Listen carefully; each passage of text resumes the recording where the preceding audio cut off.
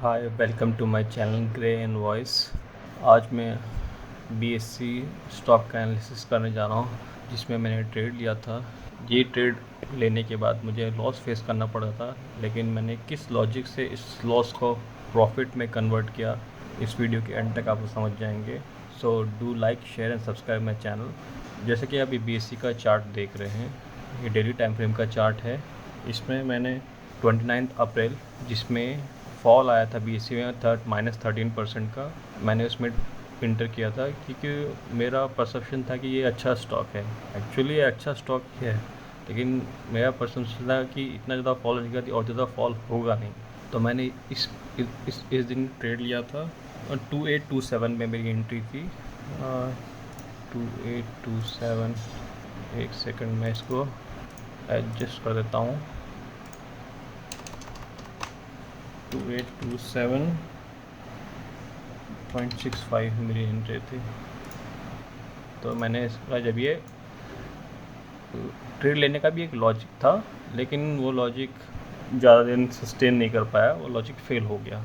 Logic मेरा सही था, लेकिन लॉजिक वो सस्टेन नहीं कर पाया ड्यू टू मार्केट कंडीशन या स्टॉक की कंडीशन की वजह से, कुछ भी कह सकते हैं। कि हमेशा आपके लॉजिक्स 100% एक्यूरेट तो नहीं हो सकते। आप एक प्रोबेबिलिटी पे चलते हैं, आपकी लॉजिक उस प्रोबेबिलिटी को मैच करती है तो आप प्रॉफिट पा जाते हैं, अगर नहीं मैच कर पाती है आप लॉस में जाते हैं। बस आपको लॉस जल्दी काटना चाहिए, क्योंकि अगर आपके लॉसेस प्रॉफिट से ज़्यादा होंगे तो सीधी सी बात, आप लॉस में ही रहेंगे हमेशा। आपके प्रॉफिट लॉसेस से ज़्यादा होने चाहिए, बस यही है अल्टीमेटली फंडा पैसे बनाने का स्टॉक मार्केट में। तो चलते हैं स्टॉक पर।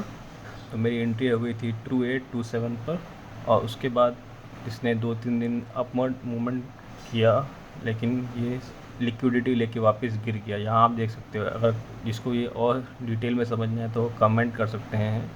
तो उसके बाद इसने इसकी लिक्विडिटी ली, स्कैंडल की, उसके बाद ये गिर गया।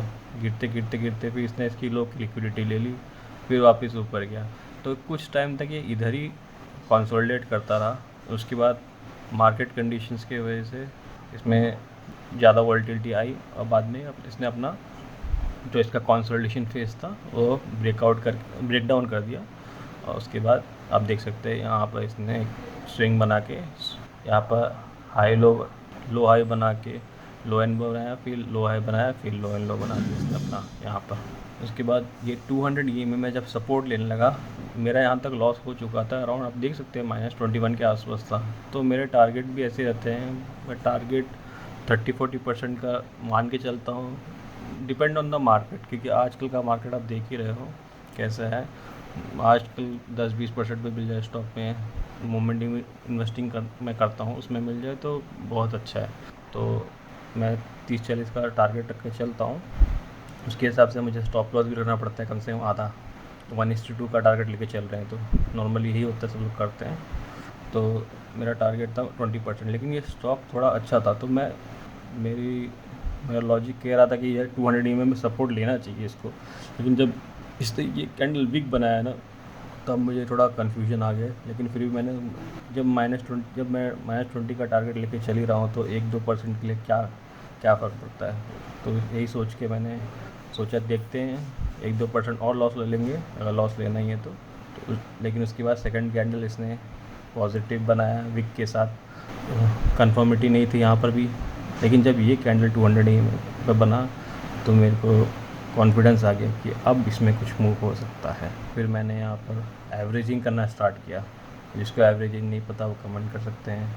फिर मैंने इस पॉइंट पर मैंने कुछ स्टॉक्स लिए, जैसे 24 पे मैंने 6 स्टॉक्स लिए। फिर मैंने 26 में 16 स्टॉक्स लिए। 29 में मैंने 4 स्टॉक लिए, सॉरी शेयर्स लिए, 4 शेयर लिए। फिर इसने एक अपवर्ड मूवमेंट दिया, फिर ये फॉल हुआ, क्योंकि मैं यहाँ एवरेजिंग कर रहा था, तो मेरा कुछ यहाँ पर एवरेज हो गया था, कहीं यहाँ के आसपास पहुँच गया था, इस वैल्यू के आसपास पहुँच गया था मेरा। तो मैं इसमें जब मैंने यहाँ पर लिया तब भी मैं प्रॉफिट में था, जब ये यहाँ पे इसने फॉल दिया था -3% का। तो जब मैंने 29 में मैंने 7 अगस्त को फिर मैंने और स्टॉक लिए और शेयर्स लिए, अराउंड 7 अगस्त को मैंने 7 शेयर्स और लिए। उसके बाद इसने एक अपवर्ड मूव दिया, कि एक बार जो स्टॉक 200 EMA से अप एंड ट्रेंड में मूव कर लेता है, चांसेस है कि आराम से इजीली वो 20 से 30% मूव दे देगा, depending on the market movement. Market movement very crucial है स्टॉक के मूवमेंट के लिए, प्लस इनके ऑल टाइम हाई के लेवल्स, जैसे इसका ऑल टाइम हाई का वीकली लेवल है। तो इसके बाद जब मेरा सारा कंसोलिडेशन हो गया, तो इसमें मैंने क्लोज टू अराउंड 1 लाख के आसपास इससे ऊपर लगाया था। आई थिंक 1,11,000 के आसपास मेरा इन्वेस्टमेंट था इसमें, और तो मैं एवरेजिंग करके यहाँ कहीं पहुँच गया था। और फिर इसमें धीरे धीरे कंसोलिडेशन अप मूव होता रहा था। तो मेरा फाइनल टारगेट था कि ये कंसोलिडेशन ब्रेकआउट हो जाएगा तब मैं एग्ज़िट कर दूंगा। इसके लिए मैं सोच ही नहीं रहा था, क्योंकि ये भी कर देता तो मेरे को मिल जाते अराउंड 20% के आसपास, मान के चलो ब्रेकआउट होता थोड़ा बहुत ऊपर दे देता, तो 18% तो दे ही देता। तो इस कंसोलिडेशन का मैं वेट कर रहा था ब्रेकआउट करने का, लेकिन इसने ब्रेकआउट क्या किया, एक ही दिन में इसने मूव कर दिया अराउंड 18% के आसपास। तो फिर मैंने होल्ड करके रखा, होल्ड किया। फिर नेक्स्ट डे इसने रेड कैंडल बनाया। अब जो इसमें डर गए होंगे, सोचो इतना मूव करने का, जिसने एग्जिट कर लिया होगा, जो डर गए होंगे उनको ये नहीं मिला होगा नेक्स्ट कैंडल जो है अपना 16% के आसपास का, 17% मान के चलो, ये नहीं मिला। फिर मैंने पूरा होल्ड करके रखा था। जब इसने अपना वीक भी बनाया था 68% के आसपास मैंने होल्ड किया था, लेकिन जब ये डाउनवर्ड ट्रेंड में आने लगा तो मैंने एग्ज़िट किया अराउंड 38.15 में मैंने एग्ज़िट किया है। 38.15 जो अपना लो बना रहा था, इसने इसका लो बना लिया था, तो मैंने एग्ज़िट कर लिया था। मैंने क्लोज टू 50% के आसपास मैंने प्रॉफिट बुक किए इसमें। हाँ, मैंने इतना लूज़ कर दिया जो ऊपर का था, लेकिन आप कब 10% मान के चलो 9%, लेकिन आप कभी भी टॉप और बॉटम किसी स्टॉक का नहीं पकड़ सकते एग्जैक्टली। फिर भी मैंने इसमें कोशिश की, मैंने बॉटम में एवरेजिंग करने की, लेकिन अगर मेरे पास फ़ंड नहीं होते तो मैं ये कर नहीं पाता। सबके पास इतने फ़ंड नहीं होते कि वो हर स्टॉक में एवरेजिंग कर पाएँ, इसलिए तो ज़्यादातर ट्रेडर लॉस में आते हैं। मेनली आपके कैपिटल पर डिपेंड करता है आप कितना प्रॉफिट जनरेट कर सकते हैं। अगर मेरी 29 की एंट्री होती तो ये मेरा प्रॉफिट कितना घट जाता, आप खुद देख सकते हैं। अगर मेरी 29 की ये एंट्री होती, यहाँ पर मैंने टॉप में कहीं लिया था, तो ये प्रॉफिट 33% है। और टाइम देख सकते हो मैंने कितना होल्ड किया है, टाइम है अराउंड 149 डेज़। 149 डेज़ में 50% का रिटर्न था इस स्टॉक में मेरा। वो भी सिंपल लॉजिक था, 200 EMA से सपोर्ट लेके गुड वॉल्यूम से अप ट्रेंड में आया स्टॉक। तो ऐसे ही स्टॉक को अपने रडार में रखने के लिए do follow my channel Grey and voice and my Instagram also. Thank you and have a nice day.